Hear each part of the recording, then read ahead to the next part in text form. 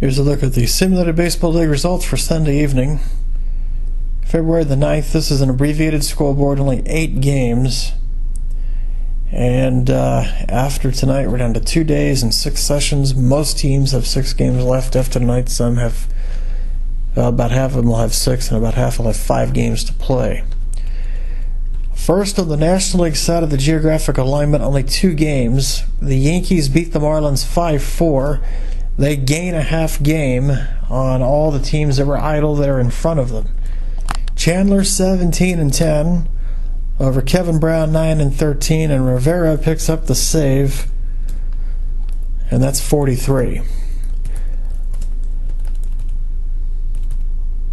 Maris hit number 43 for the Yankees. That was the only Yankee home run, and the only home run of the game. 5-4 Yankees win over the Marlins. We'll go over the standings here in a few.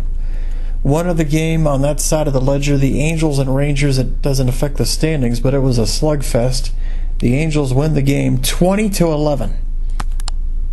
Bob Lee gets the Angel win 3-1 over Craig McMurtry 1-5. Home runs for the visiting Angels: Salmon number 28, DeCinces number 18,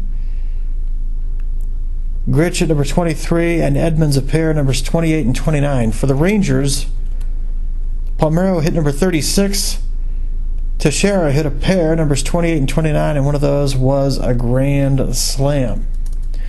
Now in the American League side of our geographically aligned league, we have 6 games over on this side. Everybody's playing except for the couple of clubs. We'll start with games that are critical in the division races. First, in that upper Midwest division, which is in the AL West, the Twins are handed a tough loss, 8-0, at the hands of the Milwaukee Brewers.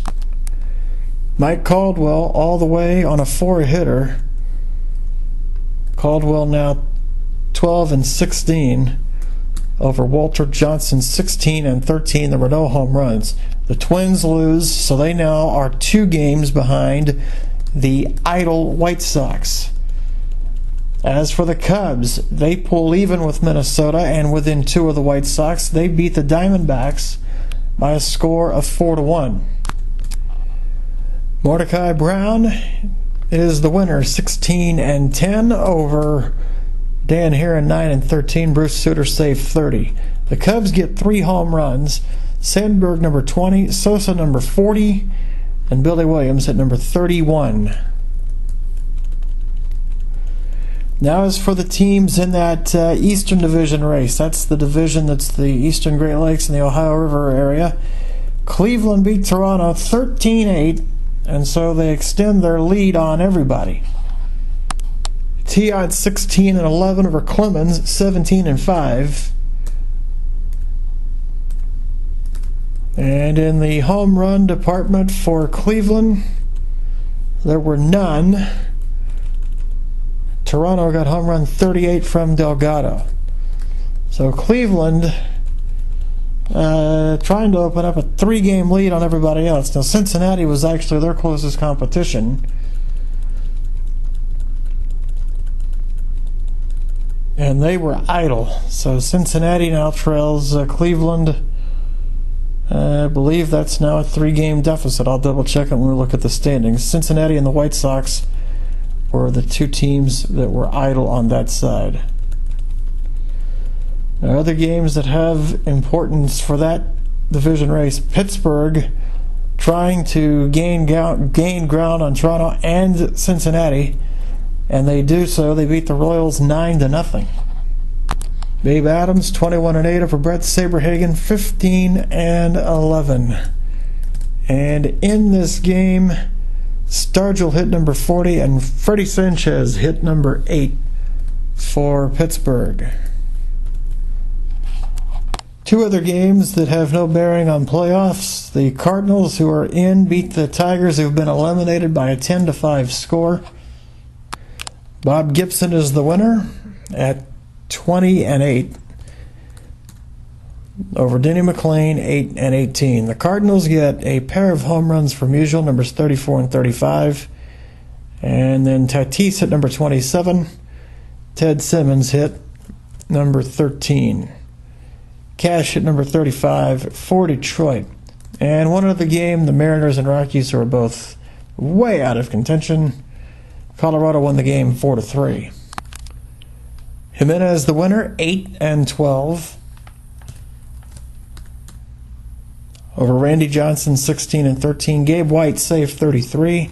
Helton hit home run number 42 for the Rockies, and Suzuki hit number 7 for Seattle. So here's the update on the standings. 2 days and 6 sessions to go. First in the National League East, that's the Sun Belt Division. The Braves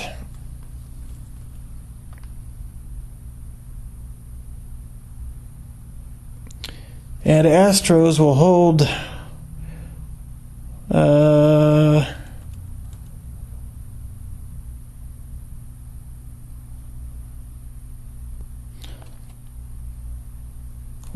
where they were. The Braves have the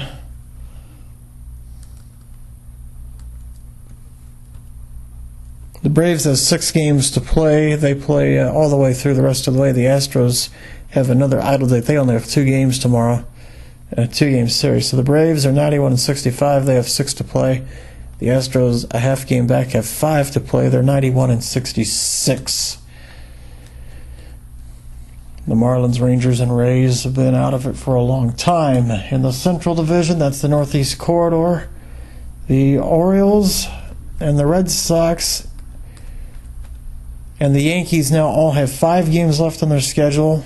1 idle date. That'll be Monday night. Baltimore and Boston are tied at 91-66.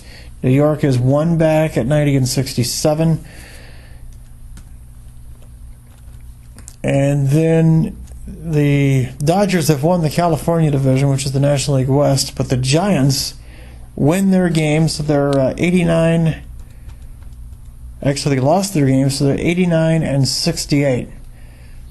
And they have 5 games remaining. So all of the teams in this wild card race on that side have 5 to play. So basically where we stand is this. Atlanta's got a half-game lead on Houston. They have 6 games to play. Everybody else has 5. And the difference for Atlanta and Houston is a 1-game advantage for the Braves in the loss column. The wild card race, everybody has 5 to play, and of course the Braves are going to factor in this too. But at the moment, the Astros are tied with the Red Sox and the Orioles, who both lead that Northeast Corridor Division, which is the NL Central. They all have identical 91-66 records. The Yankees 1 game out of that division and the wild card race at 90-67. The Giants are 2 behind all those teams in the lead at 89-68. That's going to make it tough for them, because even if they were to win out and go 5-0, if any of those teams goes 4-1, the Giants have no chance. And that's assuming the Giants win out. So that's the situation on that side. Now, on the American League side, in our geographically aligned league, all of the drama is in 2 divisions, the East and the West, and all of the drama for the wild card is also centered in the East. So let's start in the Western Division. And over there, the White Sox were idle. They'll go into their final 6 games with an 83-73 record. The Twins and Cubs each have 6 to play. They are both 81-75. They trail the White Sox by 2. The Cardinals have already wrapped up the Central Division. The Rockies, Mariners, Royals, Diamondbacks all eliminated. Kansas City was finally eliminated earlier today. Now in the American League East, Cleveland, with 5 games to go, has an 89-68 record. Cincinnati has 6 to play. They're 86-70, so they're still only 2 behind Cleveland in the loss column, 2.5 back overall. Toronto is now 3.5 behind Cleveland, 3 in the loss column at 85-71, as they have 6 games to play. Pittsburgh is 4.5 behind Cleveland at 84-72. They trail by 4 in the loss column, so Pittsburgh is not mathematically eliminated, but they are in a very difficult position. And those are the only teams left in contention for this for this wild card spot and for the division. Now, as far as the wild card piece of this goes, Cincinnati is your leader. Toronto trails by 1. Pittsburgh trails by 2.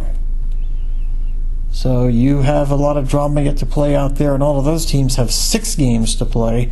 Cleveland has only 5 to play, and they are in a fairly comfortable spot at this point with a 2.5 game lead and 5 to play for wrapping up the division championship. Cleveland's magic number is 4.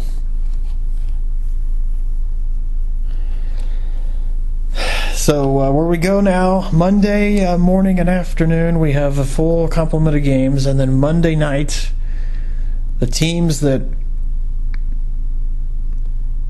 only have 5 games to play will be idle, and then everybody plays the final 3 games on Tuesday, games 160, 161, and 162. And there are still scenarios where we could have ties and tiebreakers in 4 divisions as well as both wildcard races. So a lot of drama yet to be decided. And it will be determined with the remaining roughly 80 some odd games on the schedule. That'll wrap it up, and we'll have more later.